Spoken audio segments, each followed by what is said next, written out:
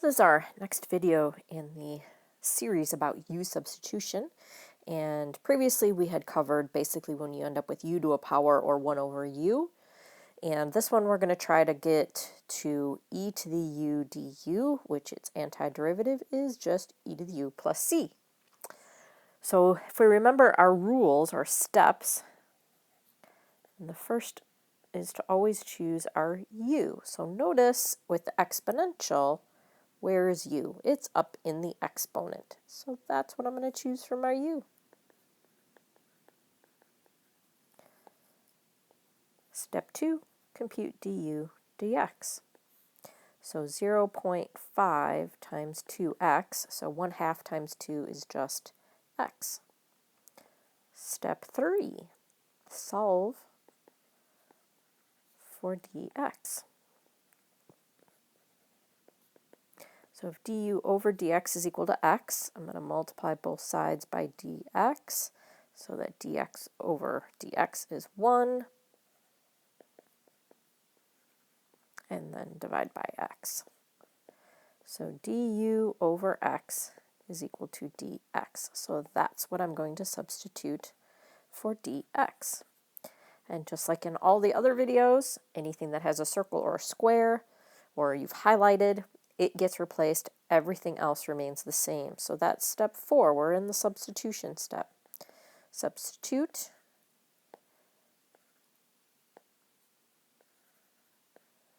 And simplify. So now we have an x over an x, which is equivalent to 1. And the 3 can come out front by the constant multiple rule, and we're left with 3 integral of e to the u du. Step 5 is integrate, and e to the u is the easiest integral ever. It is just e to the u plus c, of course. And then step 6 is always don't forget to substitute back again.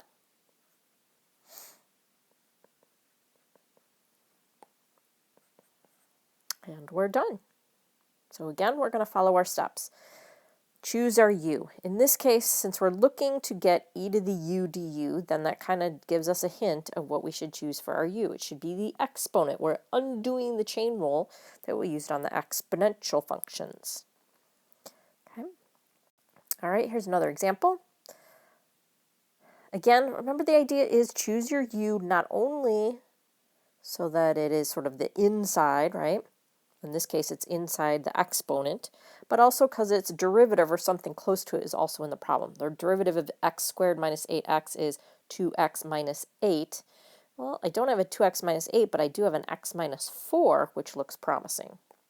So here, step 1, choose u. So we said we're going to let u be that exponent.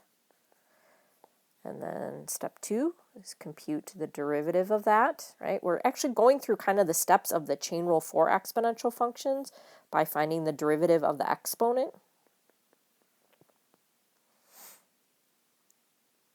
And I'm going to notice that that's 2 times x minus 4, which is nice because I got an x minus 4 in there. So step 3 is solve for dx.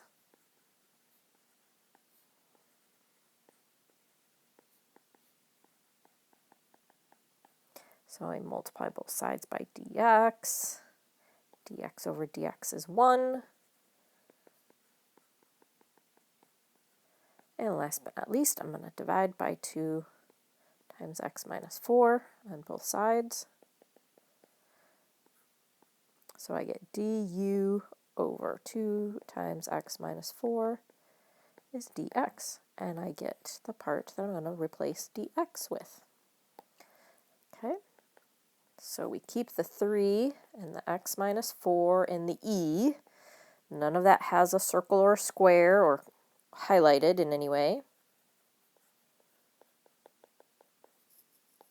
Okay, so that was step 4, my substitute, and I'm still working because I'm simplifying. So x minus 4 over x minus 4 is 1, and I have 3 over 2. So I'm going to bring that to the front for my constant multiple rule. And that leaves e to the u du, right? I've got my 3, I got my 2, that's where I get my 3 halves, and then my e to the u du. Step 5, integrate. The integral of e to the u du is e to the u. Step 6 is substitute back again. So I take u and replace it with x squared minus 8x plus c. And we're all done. I got one more for you. Okay, so we're going to follow our steps again. Number 1, choose u. And in all of these, we've been choosing the exponent. I'm going to need to do a little bit of work here. So I'm going to rewrite that as 1/4 x to the negative second. That's going to help me out in the long run.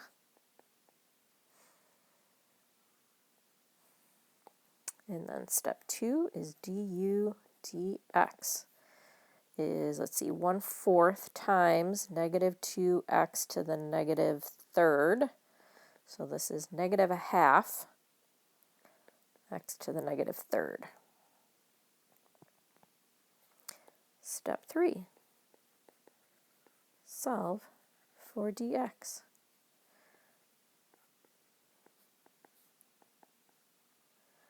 I'm going to rewrite this as negative 1/2x cubed. So then multiply both sides by dx. Okay, just using my algebra properties of exponents. I have a negative exponent, it gets pushed to the denominator and the exponent becomes positive. So now, if I want to solve for dx, now I'm going to multiply both sides by negative 2x cubed.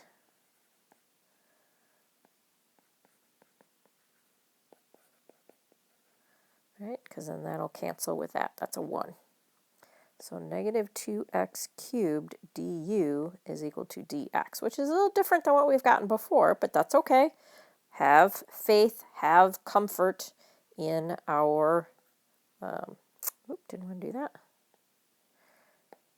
I wanted that in yellow. Have comfort in the steps, right? What is the next step? The next step is to substitute and simplify. Okay, so I'm substituting the u, and I'm substituting dx for,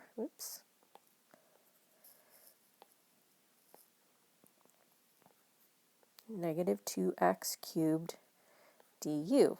Now, when I simplify, this x cubed in the denominator simplifies with that x cubed that's in a numerator, right? We can imagine that over 1. And I've got my negative 2, so that's going to come out to the front. But the constant multiple property, right, that negative 2 is coming out to the front here. And then step number 5, once I've got everything simplified and I have only u left in the problem, I'm going to find the antiderivative. And then last but not least is substitute back again.